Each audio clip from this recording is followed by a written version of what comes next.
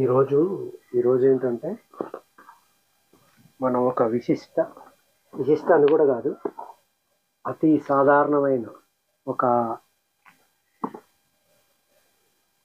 ఒక యోగిని మనం గుర్తుపట్టాలంటే ఎలా ఉంటుందంటే, మనకు ఆల్రెడీ ఒక ఫిక్స్ అయిపోయి ఉంటాం మనం. ఒక ఒక రియల్ పర్సన్, ఒక జెన్ మాస్టర్ని కానీ, ఒక రియల్ ఋషిని కానీ, ఒక యోగిని కానీ.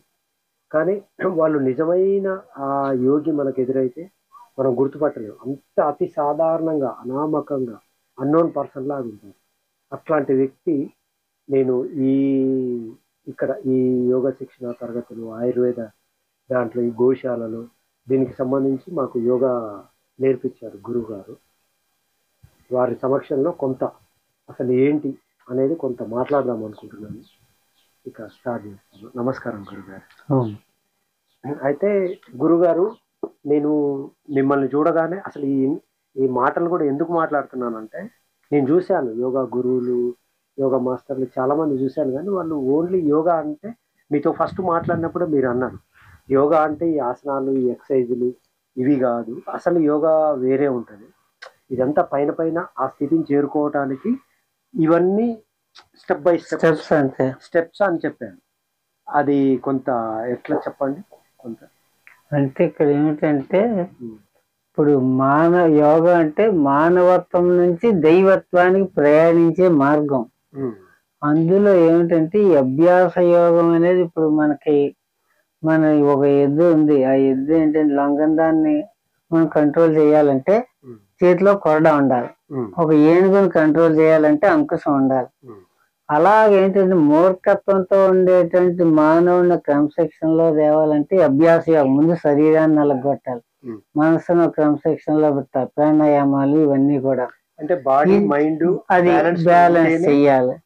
చేసిన తర్వాత వెళ్ళడానికి అవకాశం. ఇది అంతా అభ్యాస యోగంలో జరుగుతుంది. ఇప్పుడు మనం చేసి సాగనంతా. తర్వాత ఏంటంటే ఒక దైవ భక్తి ఉన్న వాడికి, ఒక తల్లిదండ్రుల మీద భక్తి ఉన్నటువంటి వాడికి, వాళ్ళు ఏంటంటే డైరెక్ట్ గా రాజయోగం. వాళ్ళకి రాజయోగాన్ని పంచముద్రలు. అక్కడి నుంచి ఏం చేస్తుందంటే స్థిరం సుఖం ఆసనం, స్థిరాసనం నుంచి ఈ పంచముద్రలో కేసరి అవ్వచ్చు, భూచరి అవ్వచ్చు, లేకపోతే షణ్ముఖి అవ్వచ్చు. అందరికీ సాధనకి యోగ్యమైనటువంటిది షణ్ముఖి ముద్ర.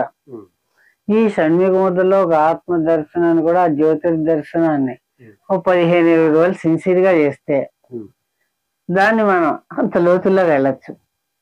ప్రతి వాళ్ళకి అభ్యాసానికి సాధ్యమయ్యేటువంటిది ఈ షణ్ముఖి ముద్ర అనేది. అంటే వీళ్ళు ఇంక డైరెక్ట్ గా యోగ సమాధి జీవిత పరమార్థం, ధ్యానంలో ఒక మంచి ఉత్కృష్ట స్థితికి వెళ్ళాలి అనుకున్న వాళ్ళకి ఇది. దీనికి ఏంటంటే సీతారామాన్య సంవాదంలో సీతాదేవి హనుమంతుడు చెప్తుంది, యతది చిత్త మరు దశేంద్రియ తను వ్యాపారి అయి హత కామాది వర్జితుండై బ్రహ్మచర్య వ్రతానుష్ఠాన పరుండై స్వగురుమూర్తి ప్రోక్త లక్ష్యార్థంబు యామద్వయంబు యోగం అభ్యసింపవాలి ఆంజనేయ అంటుంది. యామద్వయం అంటే, యామం అంటే 3 గంటలు, ద్వయం అంటే 3 రోజులు, 6 గంటలు ఒకే ముద్ర మీద పట్టుకుని కూర్చోవాలన్నమాట అండి. పూర్వం ఏంటంటే యోగి గడియారాలు లేవు, అలారాలు లేవు, టైములు లేవు. ఇన్ని గంటలు మనం జపం చేస్తే ఇన్ని గంటలకు ఉద్యమం అవుతుంది, తెల్లారుతుంది అనేటువంటి పద్ధతులు. ఇప్పుడు యోగా అని అందరు వచ్చేది ఏంటంటే, అసలు ఆ యోగం అంటే వాళ్ళకి తెలియదు. వాళ్ళు వచ్చేది ఓన్లీ శారీరకంగా బాగుండటానికి, మానసిక టెన్షన్ లేకుండా, అంటే ఈ లైఫ్ ని ఇంకెక్కువ మంచిగా జీవించడానికి వస్తున్నారు. కానీ అసలు ఆ ఉద్దేశం ఏంది? యోగ తత్వం. యోగా అంటే ఏకత్వం, సంయోగం, రెండు కలిసి ఏకమవటం. ఆ యోగత్వానికి సంబంధించిన ఆ ఉద్దేశం పోయింది ఇక్కడ. పోయింది కరెక్టే మీరు అనేది. అందుకే మన గ్రంథాలన్నీ కూడా యోగా అందరూ చేయలేరు. యోగా నిజంగా యోగా అనేది కొద్ది మందికి సాధ్యం. డీప్గా వెళ్ళి అంటే ఆ స్థితిని, హైయెస్ట్ స్థితిని చేరుకోగలరు. వీళ్ళందరూ యోగా యోగా యోగా అనేది యోగా కాదు, నాకు తెలిసి కాదు. అసలు బాడీ ఎక్సర్సైజ్ లాంటిది, జిమ్ లాంటిది. దీనికే ఏం చెప్పిందంటే ధర్మార్థ కామ మోక్షాణం శరీర మాధ్యమం. ఒక ధర్మ కార్యాలు చేయాలన్నా, ఏంటంటే 10 మందికి సేవ చేయాలన్నా, ఒక మోక్షాన్ని సాధించాలన్నా ఈ శరీరం అనేటువంటి పరికరం సక్రమంగా పనిచేసినప్పుడే.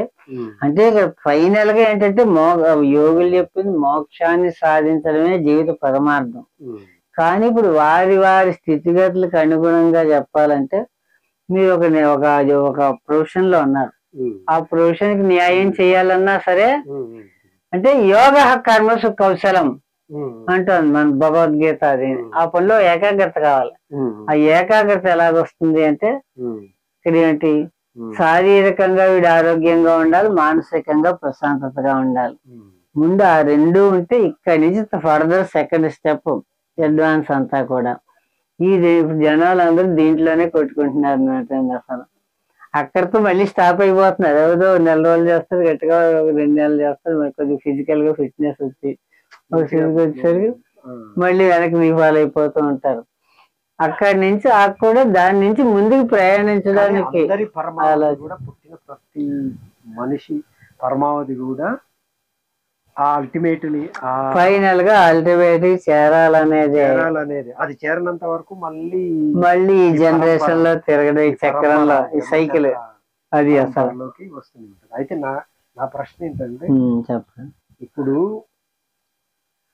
ఒక ప్రయత్నం ద్వారా యోగా ఏమో ఒక ప్రయత్నం చేసి స్టెప్ బై స్టెప్ ఆ స్థితిని, అంటే ఏదైతే సహజ స్థితి ఉందో మనది, మనం పుట్టక ముందు, ఇప్పుడు మనకు తెలియకుండా ఉన్న స్థితి, మనం పోయిన తర్వాత ఉన్న స్థితి, ఆ స్థితిని చేరుకుంటాం. అల్టిమేట్ అదే యోగత్వం అనొచ్చు, సిద్ధత్వం అనొచ్చు, బుద్ధత్వం అనొచ్చు, ఎన్లైట్మెంట్ అనొచ్చు, దానికి ఏ పేరైనా, ఈశ్వరత్వం అనొచ్చు. అయితే ఇదేమో ఒక ప్రయత్నంతో చేసేది. అయితే ఏ ప్రయత్నం లేకుండా కూడా చేరుకోవచ్చా? ఇప్పుడు ప్రయత్నం చేసే చేరుకుంటున్నావు, ప్రయత్నం లేకుండా కూడా నేను చదివాను కొన్ని తంత్ర, అంటే బుక్ ఆఫ్ సీక్రెట్స్ అని. దాంట్లో ఏంటంటే నువ్వు ఉన్నట్టుగా ఉంటే, నువ్వు సహజంగా ఉంటే, నువ్వు సహజంగా ఆ స్థితిలోకి వెళ్తావు. అది ఏమిటంటే ఏ కొద్ది మందికో సాధ్యం అవుతుంది. అంత సున్నిత మనస్కులు అది అసలు వాళ్ళ జీవితంలో ప్రాపంచికమైనటువంటి ఎక్స్ట్రాడినరీస్ ఏమీ లేకుండా పీస్ఫుల్ గా ఉన్నటువంటి వాళ్ళే. చేస్తుందా కొంచెం ముందు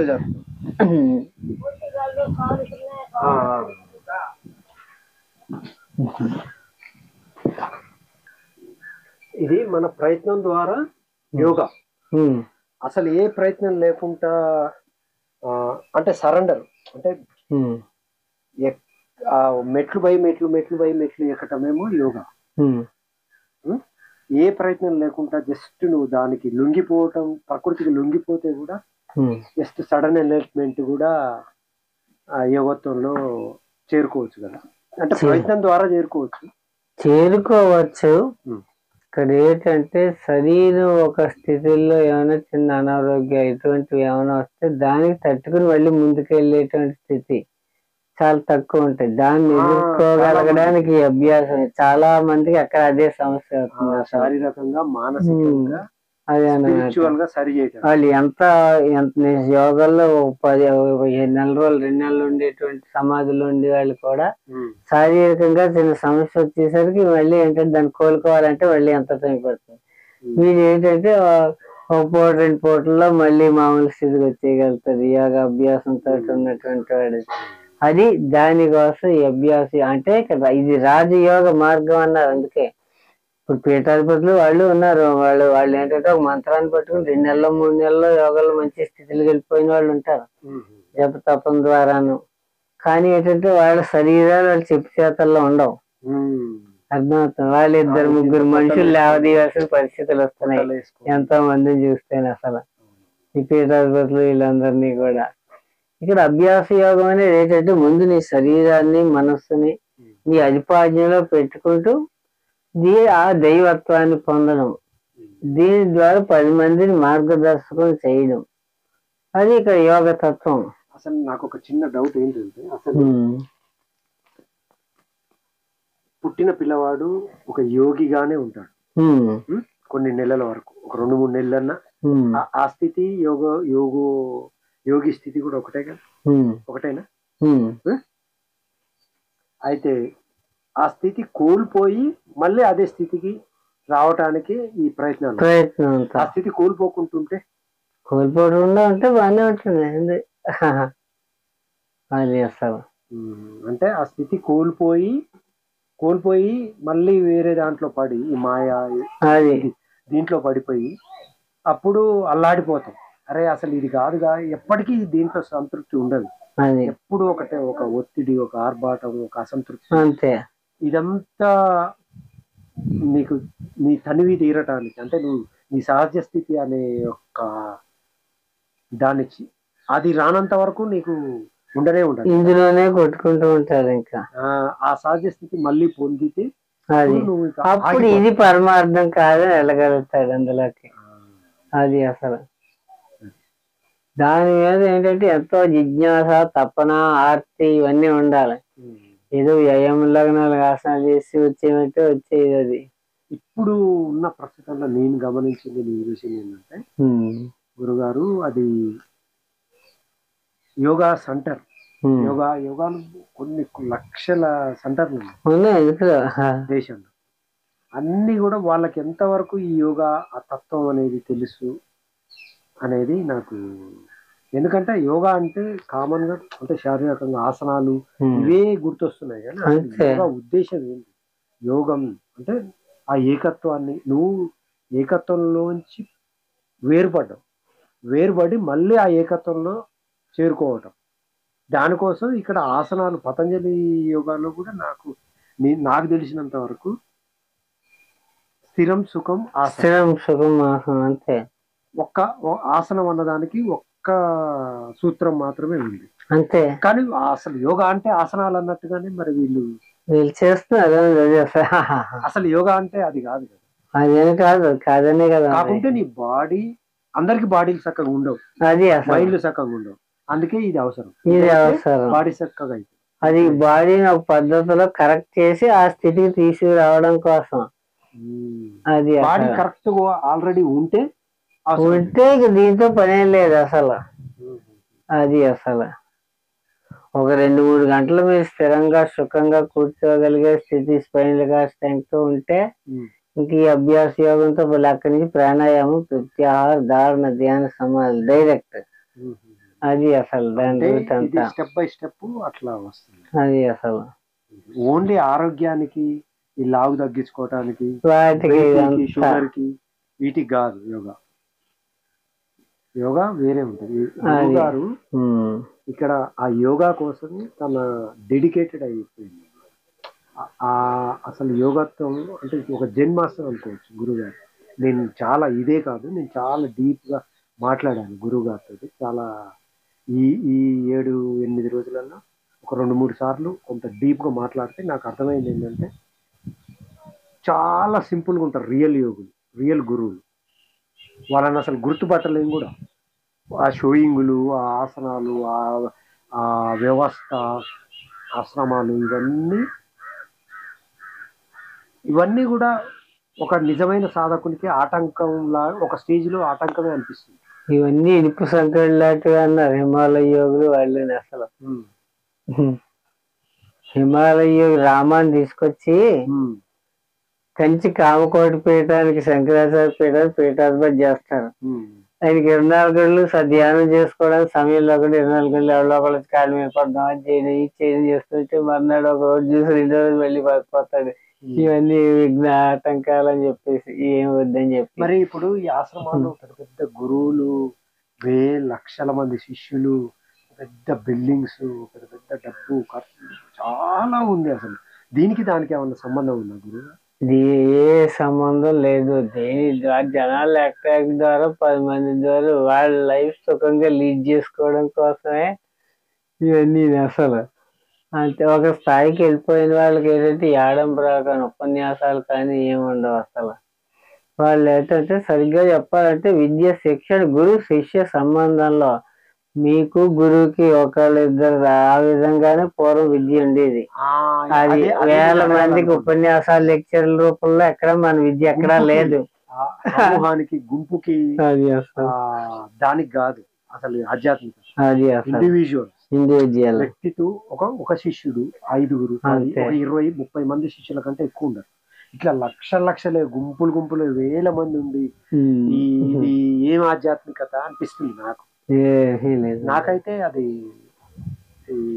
ఎంతవరకు సరే, నాకు ఆధ్యాత్మికత అనేది ఎవరికి వాళ్ళకి వ్యక్తిగతంగా అది శిష్యుడు, ఒక గురువు అవసరం ఖచ్చితంగా ఉంటుంది. ప్రతి వారికి అవసరమే గురువు అవసరం ఖచ్చితంగా ఉంది. ఎందుకంటే అది మనం తెలియని దాంట్లోకి ఎంటర్ అవుతుంది. మనకి ఎంత జ్ఞానం ఉన్నా, ఎంత సంపద ఉన్నా, ఎంత ఈ బాహ్యంగా ఎంత దేంట్లో ఉన్నా కానీ ఈ అంతరంగ ప్రపంచానికి సంబంధించి తక్కువ తెలుస్తుంది. ఈ సమాజానికి కానీ, వ్యక్తులకు కానీ, ఈ సైన్స్ కానీ, ఎవరికైనా కానీ. సైన్స్ పోయింది కూడా కొంతవరకు. అందుకే ఈ అంతరంగానికి సంబంధించి తెలియదు కాబట్టి ఖచ్చితంగా ఒక గురువు.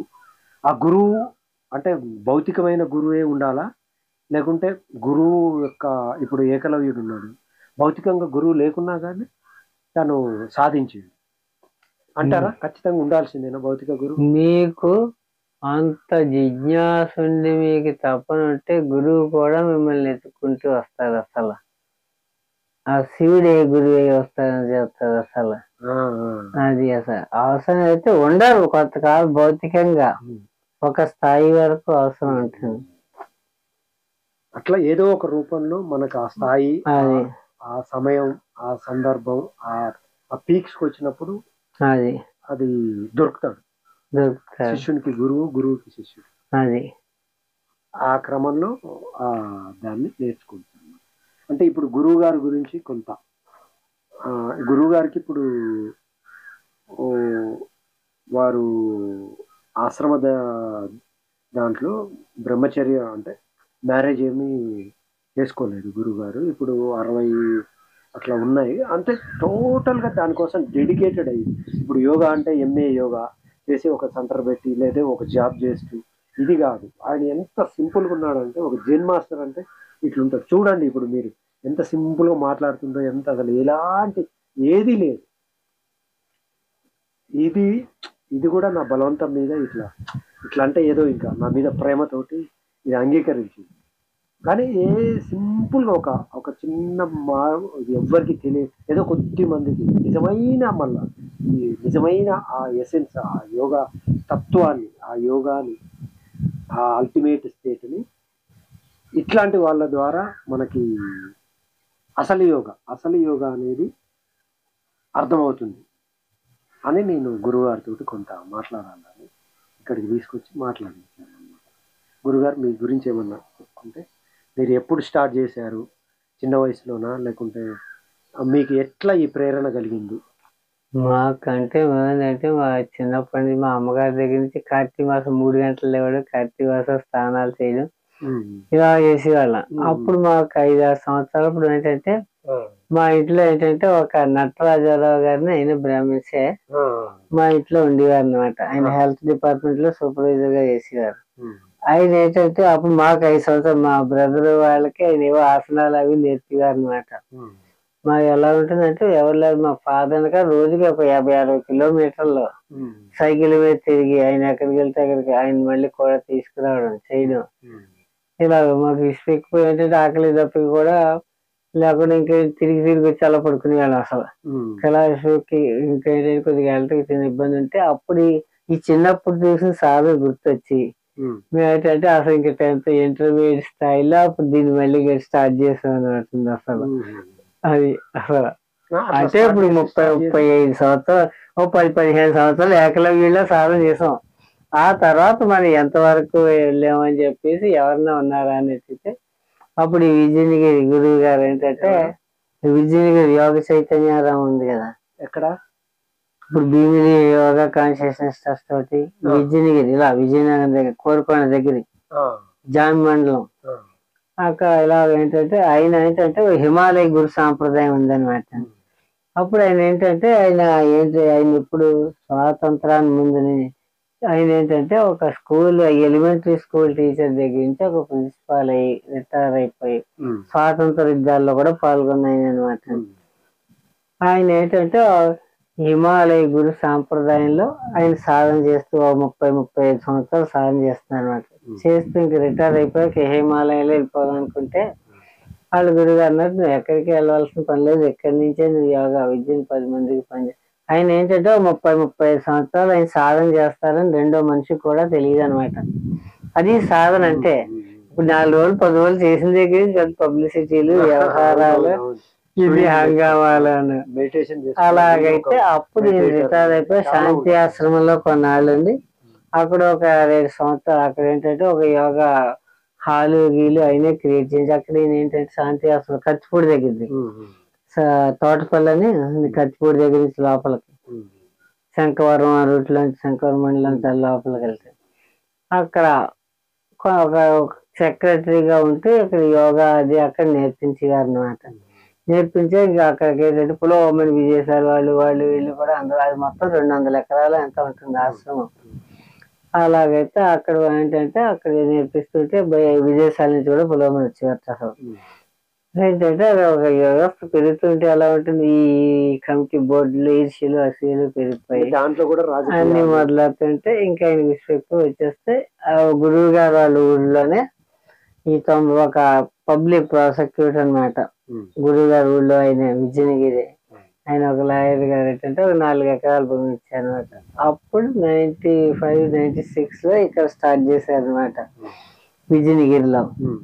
అక్కడి నుంచి మొత్తం అలాగా ఒక చిల్డ్రన్స్ క్యాంపులని అసలు అంటే ఒక 5-6 ఎకరాలు ఇంత ఎస్టాబ్లిష్మెంట్ పెట్టి 4-3 కుర్రాళ్ళతో పిల్లల క్యాంపులు మొదలెట్టేవారు గురువు గారు. అసలు అది అసలు అట్లా మీరు కూడా వీళ్ళు ఏంటంటే అప్పుడు మేము అలా చూసి ఒకసారి తర్వాత ఏంటంటే ఒకసారి SSY క్యాంప్ కానీ వెళ్ళాం. ఈ బోధివలస దగ్గర పినుగాడి దగ్గర బోధివలస ఉంది కదా, అక్కడికి వెళ్తే ఈ విద్య తాలూకు గురువు గారు నూరు తాలూకు అయినా అక్కడ ఒక బ్రాహ్మణ్స్ అయినా అక్కడ వంట చేసేవారు అన్నమాట కిచెన్ లో. SSY ఏంటంటే వాళ్ళ టీచర్లకి వాళ్ళకి స్కూల్ కూడా ఉంది వాళ్ళ దగ్గర. అందులో వాళ్ళకి యోగా చెప్పండి అంటే సరే అని చెప్పి కొన్నాళ్ళు వెళ్ళాం అనమాట. వెళ్ళిన తర్వాత అసలు అప్పటికి గురువుగారు ఎక్కడున్నా అని చెప్పి అన్వేషణ చేస్తున్నా ఎలాగ వెళ్దాం అని. అప్పుడు ఈయన తగిలితే ఈయన ద్వారా అలా విజయనగిరి వెళ్ళాం అనమాట. 97 ఆటలో ఒక 4-3 సంవత్సరాలు గురువు గారి దగ్గర అప్పుడు అక్కడ ఉన్నాం. అలాగా అట్లా ఇంకా ఎన్ని సంవత్సరాలు? అప్పుడే మేము 35 సంవత్సరాలు అవుతుంది యోగా మేము వెళ్ళంటే. అది మరి 57 సంవత్సరాలు. 57 సంవత్సరాలు అంటే మీరు ఎప్పుడు స్టార్ట్ చేశారు? మేము 16-17 సంవత్సరాలు ఇప్పుడు స్టార్ట్ చేసాం. అన్ని ప్రతి ఆసనం మీరు ఎన్ని ఆసనాలు ఉంటాయి గురుగారు అసలు మొత్తం? ఎన్ని ఆసనాలు అంటే ఇంచుమించు మా గురువు గారు వాళ్ళు మేము చేసి ఇంచుమించు ఒక 600-700 ఆసనాలు దాకా. అసలు ఎన్ని ఆసనాలు ఎన్ని లక్షలు అని చెప్పి అసలు 84 లక్షలకి అంటే ఒక్కొక్క జీవ లక్షకి ఒక్కొక్క ఆసనకి వీళ్ళు ముఖ్యమైన ప్రపంచంలో పబ్లిసిటీ చేసేది ఏంటంటే ఒక్కొక్క జీవరాశి నుంచి ఒక్కొక్క ఆసనం తీసుకుని వీళ్ళు పబ్లిసిటీ చేసి ఇదంతా. అది అసలు అదే 84 లక్షలు అనగానే 84 లక్షల ఆసనాలు అంటే అసలు ఎట్లా అనేది నాకు అర్థం కాలేదు. అది అయితే ఎన్ని ఆసనాలు? 600 ఆసనాలు మొత్తం బాడీని 600 అంటే ఇంకా బాడీ ఇట్లా కదిలినా ఇట్లా ప్రతిదీ ఆసనమే. నిలబడ్డా, కూర్చున్నా, పడుకున్నా, తిరిగినా, ఇట్లా వంగబడ్డా ప్రతిదీ ఆసనం కిందకే వస్తుంది. మరి ఇంకా అట్లా అనుకుంటే అంతేనా? అంటే దాన్ని శరీరాన్ని ఇప్పుడు కొన్ని క్రియలు చేయటం ద్వారా ప్రాణాయామం కానీ హఠయోగం కానీ హఠయోగంలో కొన్ని ప్రమాదకరమైనవి కూడా అంటారు. మరి అవి చేస్తే అటు పిచ్చి పట్టొచ్చు, ఇటు వీళ్ళు పద్ధతిలో చేయకపోతేనే అందుకే ఒక సరైనటువంటి పద్ధతిలో గురు సమక్షంలో సాధన చెయ్యాలి. వీళ్ళు తెలిసి తెలియని విధానం. అందుకే చెప్పాలంటే ఒక గురువుదే కనీసం ఒక 2-3 నెలలు అభ్యాసం చేసి మళ్ళీ 3-4 సంవత్సరాలు గురు సమక్షంలో చేయాలి. అంటే కనీసం అంటే గురువుతో 3-4 సంవత్సరాల మధ్యలో అప్పుడే వస్తూ వెళ్తూ ఉన్నా గురువుతో కాంటాక్ట్ లో ఉండాలి. అది అసలు ఒక గురువు సమక్షంలో అది నెలకు 1-2 సార్లు గురువు గారితో కాంటాక్ట్ చేసుకుంటూ అప్పటికప్పుడు మనం సాధన ఎలా మీరు చేసిన క్రియలు ఏమన్నా చెప్పగలుగుతారా? ఏమేమి చేశారు అంటే హఠయోగానికి సంబంధించి కొన్ని చాలా క్లిష్టమైన క్రియలు ఉంటాయి, అవి చెప్పండి ఏమన్నా. అంటే మేము చేసేది కేచరి అని వజ్రోలు అని అసలు యోగ సాధనలో ఫైనెస్ట్ ఏంటంటే వజ్రోలి సాధనే. అంటే వజ్రోలి సాధన అంటే ఏంటంటే అది శివానంద సరస్వతి వాళ్ళు చేస్తారు. అంటే పెనిస్ ద్వారా పాలు, నీరు, తేనె, పాదరసం ఇవి లాగాలన్నమాట.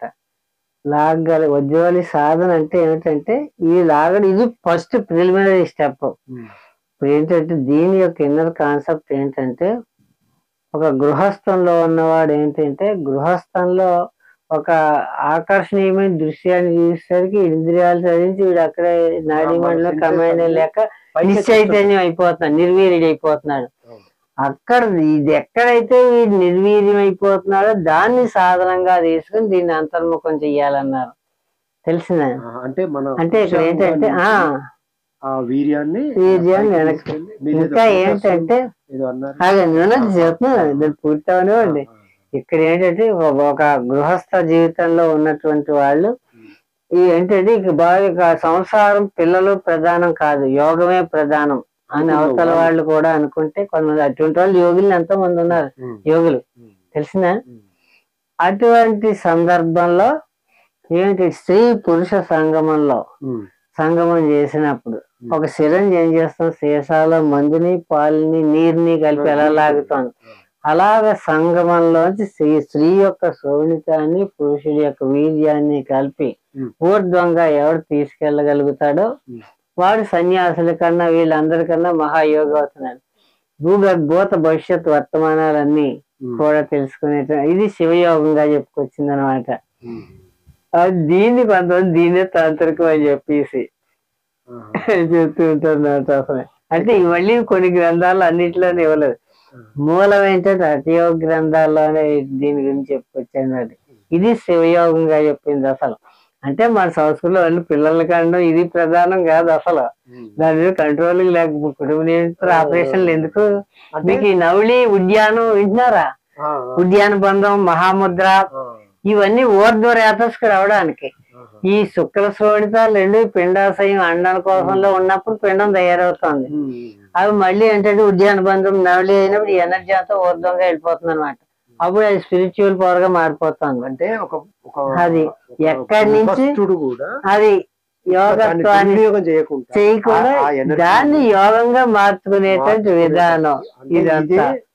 ఇప్పుడు నాకు అర్థమైందా, రజనీష్ ది ఓషది ఇది ప్రాసెస్ ఏదో ప్రాసెస్ అసలు అందరికి అర్థం అవ్వదు, కానీ వాళ్ళు చెప్పినాక ఇది అర్థమయ్యే సబ్జెక్ట్ కాదు.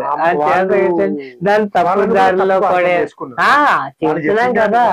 మీరు కొంతమంది ఏంటంటే కనపడి పెడితే పరిగెట్టించేసేటంటే అందుకే గురు శిష్య ద్వయం నాస్తి అన్నది. ఈ విద్యను చెప్పాలంటే మామూలు వాడు ఎవడు చెప్పగలుగుతాడు, ఎవరికి సాధ్యం కాదు. కానీ ఇప్పుడు పేపర్లో ఏంటంటే అటువంటి వాళ్ళని కూడా వాళ్ళు విమర్శలు చేసి వాళ్ళ తప్ప ఏమిటో వీళ్ళకి తెలియదు. బయట ఏంటంటే 4 వెబ్సైట్ కొంపలకి ఉన్నట్టు వీళ్ళకి కూడా ఏదో ఒక తట్టగట్టి వాళ్ళని కూడా తప్పుడు అసలు అది వీళ్ళ ఆలోచన అసలు రాంగ్. అక్కడ గురువు ఒక విద్య నేర్చుకోవాలంటే అంత సమర్థుడు ఏంటంటే గురువు దగ్గర ఆ విద్య నేర్చుకోవాలి. లేకపోతే మామూలు వాడు ఎవరు నేర్పగలుగుతాడు, అది కానీ గురువులే అపార్థం అవుతుంది. అసలు శ్రీకృష్ణుడు 2,000 గోపికలతో ఉన్నాడంటే అక్కడ శ్రీకృష్ణుడు కూడా ఈ వజ్రోలు సాధన చేశాడు. చేసినప్పుడు అదేంటంటే ఈ పవర్ ని స్త్రీ లాగలిగితే ఈ శక్తి అంతా స్త్రీ పొందుతుంది అనమాట. ఆమె కూడా ఆ రిసీవింగ్ పవర్ యోగత్వాన్ని పొందగలుగుతుంది. అదే పురుషుడు లాగలిగితే ఎవడైతే పవర్ఫుల్ గా దాన్ని ఊర్ధ్వంగా రిసీవింగ్ చేసుకోగలుగుతున్నాడో ఆ యోగ పవర్ అంతా వాడు పొందగలుగుతున్నాడు అనమాట. అయితే అది దాంట్లో నేను విజ్ఞాన భైరవ తంత్ర అని బుక్ చదివాను. భైరవ సాధనలో కూడా ఇదంతా భైరవ తంత్రాలు రామకృష్ణ పరమహంస కూడా తాంత్రిక ఇవన్నీ చేసినాయి. దాంట్లో ఆ శివుడు పార్వతికి చెప్తుంటాడు ఎట్లా అసలు ఇది ఏంది, ఎవరు సృష్టించారు, ఎట్లా వచ్చింది, దీన్ని ఎవరు నడిపిస్తారు, దీనికి అంతేంది, ఎట్లా దీన్ని చేరుకోవటం, అసలు ఏంటి ఇది అన్నాడు. అప్పుడు శివుడు పార్వతికి చెప్తుంటాడు, ఇది యోగా ద్వారానేమో స్టెప్ బై చేరుకోవచ్చు, ఈ తంత్ర ద్వారానేమో నువ్వు ఆ ఎనర్జీని అంటే ఇది సుఖం కదా. ఇప్పుడు స్త్రీ పురుష సంగమం అనేది అందరు కోరుకునేది, యోగా అనేది అందరు చేస్తారా, అందరు చేయాలని కోరుకోరుగా. అయితే ఇట్లా కూడా మీరు చేరుకునేది దీంట్లో ఉంది, అదే తంత్ర, అదే భైరవ తంత్ర. ఇప్పుడు దీన్ని ఏంటంటే అసలు ముందు కొత్తగా వివాహ ధర్మంలోకి వెళ్ళి వాళ్ళందరికీ చెప్పాలని కొంతమంది పెద్ద వాళ్ళందరూ కూడా దీని కాన్సెప్ట్ ఎక్కువ మందికి పరిచయం కావాలి. అది అప్పుడు ఏంటంటే ఇప్పుడు ఏంటంటే యువత 20 సంవత్సరాలు 10 సంవత్సరాలు వచ్చాక మొత్తం నవనాళ్ళు జారిపోతున్నాయి, అసలు నిర్వీర్యుడు అయిపోతున్నాడు. దాన్ని నిగ్రహం సాధించాలంటే ఎక్కడ కోల్పోతున్నాడో అక్కడి నుంచి దాన్ని ఇది చెయ్యాలని అసలు అర్థమైంది ఆవేకం. ఇట్లయితే అందరూ ఎక్కువ మంది రావడానికి, అంటే అది అక్కడ ఏదైతే ఎనర్జీ వీళ్ళ కలనం ద్వారా అది వీడు కోల్పోతుండు, ఆమెమో అది అది ఫలించి ఆమె ఎనర్జీని కోల్పోతుంది. అది శిష్యుని అదంతా అది వచ్చి ఆమె కోల్పోతుంది, వీడు కోల్పోవటం కాదు, పొంది ఆ ఎనర్జీని ఇట్లా పైకి తీసుకెళ్ళాలి. అవి మహాముద్ర, మహాబంధ, ఈ చక్ర తాంత్రిక యోగాలో తాంత్రికం అది దగ్గర జారి కానీ ప్రమాదకరమైంది. అవసరమైతే కొన్ని సందర్భాల్లో ప్రాణాలు పోయే పరిస్థితులు కూడా వస్తాయి అందుకే ఆ రిసీవింగ్ సమయాల్లో. అందుకే ఏంటంటే గురువు అయిన వాడే దీన్ని నేర్పగలుగుతాడు. చేసాం, అదే చెప్పగా విన్నాను మీరు అన్ని చేశారని. కానీ మీ సింపుల్ సిటీ, మీరు అంటే ఒక రియల్ గురువు, మామూలు కాదు. ఎందుకంటే నేను కూడా కొంతవరకు యోగా, తంత్ర, ఈ స్పిరిచువాలిటీ ఇవన్నీ తెలుసుకున్న తర్వాత ఒక ఎక్కడ పోయినా కానీ గురువు అంటే ఇంకా ఇప్పుడు సమానత్వం అనేది, ఇప్పుడు ఈ సృష్టిలో అందరు సమానం. సృష్టికి ఈ దృష్టిలో, ఈ ఆధ్యాత్మిక దృష్టిలో, దేవుని దృష్టిలో ప్రతి ఒక్కరు సమానం. అయితే అదే ఆశ్రమంకు పోతే గురువుని కలవాలంటే నువ్వు ఎంతమందిని దాటుకొని పోవాలి, ఎంత హైరార్కీ, ఎన్ని స్టేజ్లు ఉంటాయి. అసలు సనాతనంగా గురువు ఏంటంటే తల్లి, తండ్రి, గురువు, దైవం అన్ని మార్గాల్లో చేయగలరు. వాళ్ళకి ఏంటంటే వాళ్ళ దగ్గర 4 రోజులు 3 రోజులు వెయిటింగ్లు, వాళ్ళ కోసం నిరీక్షలు, రాజకీయ నాయకులాగా. ఇప్పుడు అంతా ఎక్కడుందంటే అసలు ఆ సింపుల్ సిటీ, అది నిజమైన గురువును గుర్తుపట్టడం కూడా చాలా కష్టం. ఎందుకంటే ఆల్రెడీ గురువు, యోగా అది అనగానే మన మైండ్ లో స్పిరిచువాలిటీ అంటే కూడా, ఎన్లైట్మెంట్ అంటే కూడా, దివ్యత్వం, శివత్వం అంటే కూడా ఏదో బ్రహ్మానందం అది ఇది అని ఫీడ్ చేసేది. కానీ అక్కడ ఏమీ ఉండదు, ఏమీ అదొక అటు ఏదో ఉరకలేసే ఉత్సాహం ఏముండదు, అట్లానే దిగజారిపోయేది ఏముండదు. ఒక సమస్థితి లాగా, ఒక ఎట్లా అంటే ఒక అది కొత్తగా ఉంటది. ఇంకా అది ఇది అది అని చెప్పలేం, కానీ అది ఎవరికి వాళ్ళకే కొత్తగా ఉంటది. ప్రతి ఒక్కరు కూడా సాధించాల్సింది, ఒకరు ఇచ్చేది కాదు, అది అనుభవిస్తేనే తెలుస్తుంది. ఒక గురువు కూడా డైరెక్ట్ ఇచ్చేది కాదు, కొంతవరకు ఇవ్వచ్చు. కొంతవరకు ఇచ్చినా దాన్ని నిలబెట్టుకుని సంస్కారం వాడికి ఉండాలి. దాన్ని మీ తండ్రి ఒక 50 లక్షలు 60 లక్షలు ఆక్షించేది అనుకోండి, ఇచ్చిన దాన్ని నిలబెట్టుకుంటే అదేంటంటే డెవలప్ అవుతుంది. దాన్ని దుర్వినియోగం చేస్తే కొంతమంది దాంట్లో శక్తులు కలుగుతుంటాయి. ఆ సిద్ధులు కలిగిన వాళ్ళు ఏం చేస్తారంటే ఇక బయలుదేరుతారు. అది అసలు ఒక దుకాణం, అసలు మా గురువు సాంప్రదాయంలో అదే సిద్ధులు అనేది అసలు మేము దగ్గర రానేమో, వచ్చినా ఇక్కడే మేము ఆఫ్ చేస్తాం అని చెప్పేసి, ఇవే పతనానికి కారణాలు అని చెప్పేసి. ఇప్పుడు ఈ టీవీలలో, ఈ రోజు మీడియాలలో, యూట్యూబ్లలో, వీటిలో చాలా మంది యోగా మాస్టర్లు, చాలా మంది స్పిరిచువాలిటీ గురించి, చాలా మంది జ్యోతిష్యం గురించి, చాలా మంది జాతకాల గురించి చెప్తుంటారు. వాళ్ళు అంత పబ్లిక్ గా వచ్చి అది ఎంతవరకు యోగి యొక్క జాతకం ఎవడూ చెప్పలేడు. అందుకే నాడి వంటలు కూడా స్థిరంగా ఉండదంటారు. అసలు ఆ నాడి కూడా అంటే జ్యోతిష్యం, ఇప్పుడు నాడి జ్యోతిష్యం అని అవి ఉంటాయి, నాడి బట్టి చెప్పొచ్చా? నాడి బట్టి చెప్పచ్చు. అంటే వీడికి ఏంటి, వీడి నాడి ఎప్పుడు కూడా నిమిషానికి ఒకలాగా ఉంటుంది యోగ తత్వంలో ఉన్నాడు. మిగిలిన వాళ్ళందరికీ కాదు అసలు, ఒక యోగి యొక్క నాడి అలాగే. నాడిని పట్టుకొని మీరు ఏమైనా చెప్పగలుగుతారా? అంటే ఆ మనిషి స్థితినా, లేకుంటే వాతపిత్త కఫాలా, లేకుంటే ఎట్లా తెలుసుకోవచ్చు. ఇప్పుడు నాదేమన్నా చూస్తారా?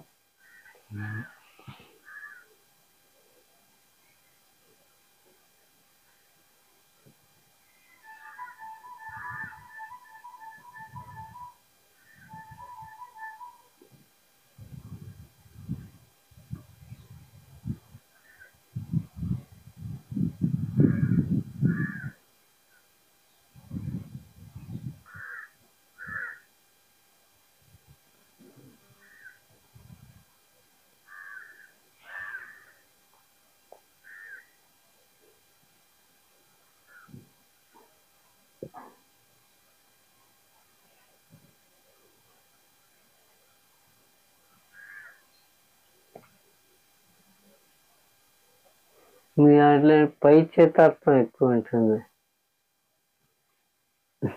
కరెక్ట్. ఇలా పట్టుకుంటే వేళ్ళలో చూస్తుంది ఏ తత్వం ఉన్నది అనేది. గురుగారు చెప్పింది కరెక్ట్. పైత్యం పైత్యం ఎక్కువ ఉంది. అది నేను ఆ పైత్యం అంటే పైత్యతత్వం ఉన్న వాళ్ళది ఎట్లుంటది అంటే పైత్యత్వం ఉన్న వాళ్ళకి ఏంటంటే బాడీ ఆరిపోయినట్టు ఉండడం ఇలాంటివి ఉంటాయి అన్నమాట. అసలు కరెక్టే గురువు గారు చెప్పింది. పైత్యం అంటే కొన్ని ఎలర్జీస్ ఇట్లా వస్తుంటాయి అప్పుడు పైత్యతత్వం. పైత్యం బాగుపడితే సరిగ్గా ఆకలి లేకపోవడం ఇటువంటివన్నీ. అది ఈరోజు గురువుగారు పేరు రామలింగ వెంకట సత్యనారాయణ. రామలింగ వెంకట సత్యనారాయణ గురువుగారు. ఎక్కడుంటారు గురుగారు? తుని శ్రీరాంపురం అని. ఎక్కడ? తుని దగ్గర శ్రీరాంపురం. ప్రస్తుతానికి ఇక్కడ ఈ ఆరోగ్య దాత్రి ఆశ్రమంలో ఇక్కడ సాధకులకి, ఇక్కడ వచ్చిన వాళ్ళకి ఆరోగ్య తరగతులు, ఇంకా యోగ తరగతులు ఏమో గురువుగారు తీసుకుంటారు. ఆరోగ్య తరగతులేమో సుందర్రాజ్ పెరుమాళ్ తీసుకుంటారు. ఇక్కడ 8 days ఫ్రీ ప్రోగ్రాము, ఎవరైనా రావచ్చు. 8 days మంచి మంచి వాతావరణంలో, మంచి చక్కటి పరిసరాలలో ఉంటుంది. కొంత సాధకులు అనే వాళ్ళు కొంత వచ్చి చేసుకోవచ్చు. కొంత బిజీ టైట్ షెడ్యూల్ ఉన్నా కానీ మనకు ఫ్రీనెస్ కూడా ఉంటుంది. ఇప్పుడే మేము అది అటు సంగమేశ్వర ఆలయానికి వెళ్ళొచ్చాము. ఇట్లా మంచిగా ఉంది. ఎవరన్నా ఉంటే కొంత వినియోగించుకోవచ్చు. ఇక్కడ ఫ్రీగానే ఇదంతా. ధన్యవాదాలు. నమస్కారం గురువు గారు.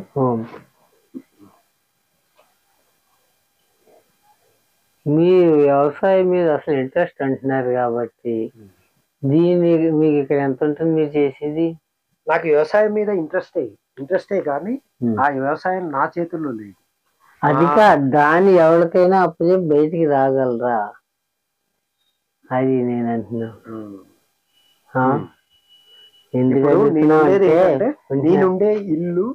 నేనుండే ఇంట్లో కొంత ప్లేస్ ఉంటుంది. దాంట్లో వరకు నేను కొంత బయట కొనుక్కుంటా, పండించుకొని తింటా. అదే అంతవరకు నా చేతిలో ఉంది. అది కూడా మా పొత్తులో ఉంది. మీరు అప్పుడు చెబితే వాళ్ళు ఎవరో ఒకరు చేస్తారు కదా. ఏది దీన్ని మీరు చేసేదాన్ని వ్యవసాయం. ఇప్పుడు ఆ వ్యవసాయం మా తమ్ముడు చేస్తున్నాడు. తనేమో మొత్తం ఇంకా నాకేమో సేంద్రియ వ్యవసాయం అంటే మందులు లేకుండా చేయటం ఇంట్రెస్ట్. కానీ అది నా చేతిలో లేదు. కాదు, ఆ పర్పస్ లో చూపిస్తాం మీకు. అసలు చెయ్యాలని ఇంట్రెస్ట్ ఇక్కడ మనది. అక్కడ మేము ఒకటి చేద్దాం అనుకున్న ఒక రామాలయంది ఒక 10 ఎకరాలు ఉన్నాయి తెలిసిందా. ఆయన ఏంటంటే వాళ్ళ తాతలు వాళ్ళు ఏంటంటే ఒక జమీందారులు వాళ్ళే ఒక 50-60 సంవత్సరాలు ప్రెసిడెంట్లు వాళ్ళు వీళ్ళు అనమాట. ఆచార్యులకు అని చెప్పేసి రామాలయంలో అర్థం చేసి ఆచార్యులను బయట తీసుకొచ్చి ప్రతిపాడు దగ్గర ధర్మవరం నుంచి అక్కడి నుంచి వైష్ణవులు తీసుకొచ్చి పెట్టారు అనమాట. వాళ్ళు ఎలాగంటే దాన్ని పండించుకుంటూ దాన్ని వచ్చి ఫలసాయాన్ని తింటూ ఆ దేవాలయంలో అర్చన చేయడానికి అలాగా. ఇప్పుడు ఏంటంటే ఆచార్యులు గారు అది ఆయన పోయారు అన్నమాట. వాళ్ళు 2-3 తండ్రుల నుంచి చేసేవారు. దాన్ని ఒక ట్రస్ట్ నుంచి పెట్టి అంటే 10 మంది డెవలప్ అవుతారు కదా. అది అసలు చేస్తూ అవసరం అయితే మంచి 4-3 ఆవులు పెట్టుకుని గోసేంద్రియ ప్రొడక్ట్లు డెవలప్ చేసి ఇంకోటి చేసి ఇక్కడ యోగ విద్యను పరిపూర్ణంగా సాధకులు తయారు చేసి అసలు అది అందుకు చెప్తున్నారు. అసలు ఏమైనా మీరు బయటకు వచ్చే అవకాశం ఉంటుందా అని. గురువు గారు చాలా చాలా చాలా ఒక జెన్ మాస్టర్. ఎక్కువ అంత సింపుల్గా ఉంటారు. నిజమైన గురువు. నేను ఫస్ట్ ఏం చేశానంటే గురుగారిని గుర్తుపట్టలే. అందరు ఉన్నారు. అందరుంటే ఏంటి మామూలుగా అసలు గురుగారు అనుకోలేదు. కానీ నిజంగా చూస్తే గురుగారు తనే అని తెలిసే వరకు నేను ఆశ్చర్యపోయాను. నిజంగా ఈ జెన్ స్టోరీస్లో ఇట్లా చదివాను. ఒక గురువు పెద్దది ఉంటుంది ఆశ్రమం. దాంట్లో గురువు ఒక రాజు వస్తే అక్కడ ఏదో ఆకులు అల్లములు ఏరుతుంటే ఆ జెన్ మాస్టర్ మీ గురువు గారిని ఇట్లా రాజు వచ్చిండు తీసుకురాపో అంటే ఇక ఆ జెన్ మాస్టర్ రండి అని ఇక్కడ కూర్చోండి అని చెప్తారు. అక్కడ రాజుగారు కూర్చొని సాయంత్రం అయిన దాకా కూడా అట్లనే కూర్చుంటాడు. అందరిని ఎవరు వచ్చినా కానీ మాస్టర్ గారు మీ జెన్ మాస్టర్ తీసుకురండి అంటే ఎవరు రారు.